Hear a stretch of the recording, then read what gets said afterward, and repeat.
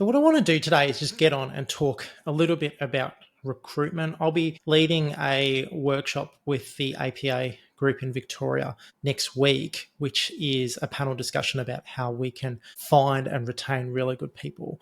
For today, I actually wanted to just talk about some of the mistakes people are making in this process. And it's funny, right? Because we are all business owners, we're all physiotherapists, and we all fundamentally try and do the same thing. Most owners are selling the same product as everybody else, not just in the service we're delivering, but also when we're going about recruiting. And we have to look at recruiting through the lens of a selling system. And the problem is clinics struggle to stand out because without a clear niche, without a clear identity, you're just saying to any available physio, please come and work for me. I'm a physio clinic or I'm a business owner. Thanks for checking out my recruitment video. Now, if you want to have a quick squiz at a 20-page recruitment guide, which I've just created, you can check it out via the link below and have a look. See if that's going to help make this process a bit more impactful for you and potentially lead to your next big hire.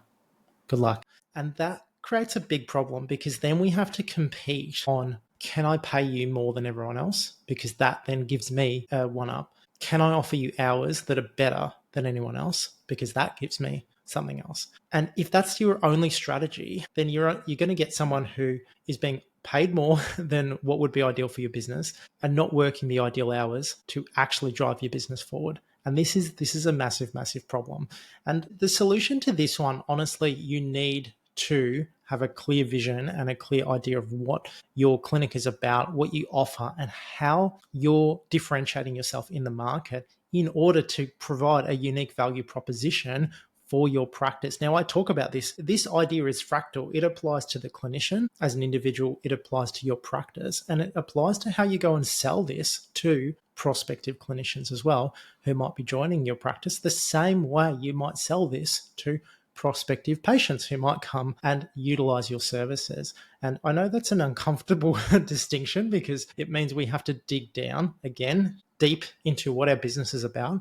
But this is the reality of what it's like in a competitive market with a vast supply of options for young and experienced therapists. The reality is an experienced therapist can just go and open a room anywhere on the high street right now, and you need to be able to give them something better than that opportunity. Talking about your brand, your clinic's culture, these are big, big messages that can differentiate you in a competitive market. But you need to go about the process of building some kind of megaphone that tells that story to the world.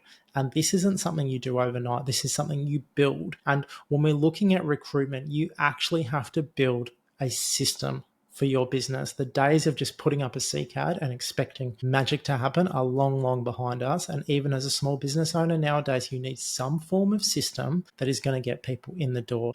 I'd love to detail this out more, and we will discuss this in great detail next week. The other mistake people really are making is they're not realizing that recruitment is marketing.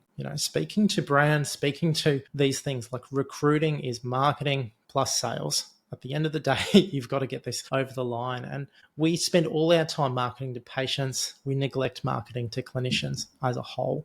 And it requires a shift in mindset. You need to start looking at your role as the business owner, especially if you've got 3, 4, 5, 6, probably 5, 6 clinicians is the tipping point. But honestly, even at 3, that's really the point where you need to start getting out of the weeds of your business and start focusing a lot of your time, because this is the lever that moves your business forward year by year. It's the power of who you can recruit, and you need to build, again, that engine of recruitment and be marketing to these prospective people 24/7. You need an evergreen system that is going for it, because when someone resigns, you are 6 months too late. We know it takes about 6 months to recruit and onboard, and even then that person is starting from scratch in your business. It's far too late. It's far too costly for owners out there. So realizing that recruitment is marketing, and marketing needs to be running evergreen. That's the fundamental for getting this right. And when we build this evergreen process rather than a reactive recruitment process, it gives us the primary thing to enable us to not make that mistake of overpaying staff and committing them to poor hours that don't suit our practice, which is the reactive side of this. It gives us the proactive way of now properly assessing prospects and drawing them to us and making them want to join, rather than having all the power sitting with the prospective employee. And the key elements of this is making sure you've got a pipeline. You should have someone in the pipeline long before there is even a role available. That is the gold standard for getting people flowing into your business. And if it's the case that you have to nurture these people, honestly, it might be the case that they take a job elsewhere and you lose them. But that's the reality of playing this game. If you get someone who's a 10 out of 10 hire and you go, I don't have a role for you, you find a role in your business for that 10 out of 10 hire, because imagining that the timing and the perfect person is going to line up is, honestly, it's like trying to line up Venus and Jupiter. Like, we need to get, if someone is an absolute 10 out of 10, this is our perfect hire. And a great exercise to go through is figuring out what exactly that means at a granular level. If that perfect hire turns up, you hire them tomorrow and you figure out a way to make it work. There is no ifs, ands, or buts about that. With everybody else, it's a case of going, right, now might not be the time for you to be able to join us, but here's our strategy and these are the things I want you to do in between, and we will have a role for you in 3 months' time. Are you prepared to wait that long? That's where you've then got the power as the business owner to then go, right, well, this is the contractual situation we'll look at when the time comes around, and here's the kind of hours you're going to have to work when you come into our business, and this is how we're going to build your diary, and this is how we're going to take you from here to here as a clinician. That's the key critical element of getting recruitment really, really good. Now, one of the things I've been wanting to do for some time was actually build a course out around recruitment and covering over these mistakes and how we can actually do this better.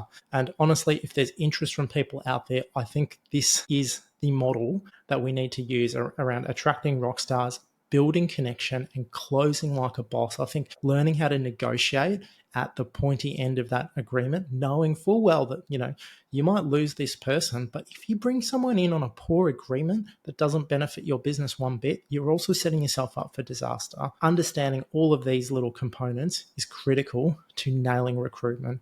And I hope you guys can join me at the APA workshop on April 2nd, where we will dive deep into this. It's an early one at 7 a.m., but it's going to be a good one. Cheers.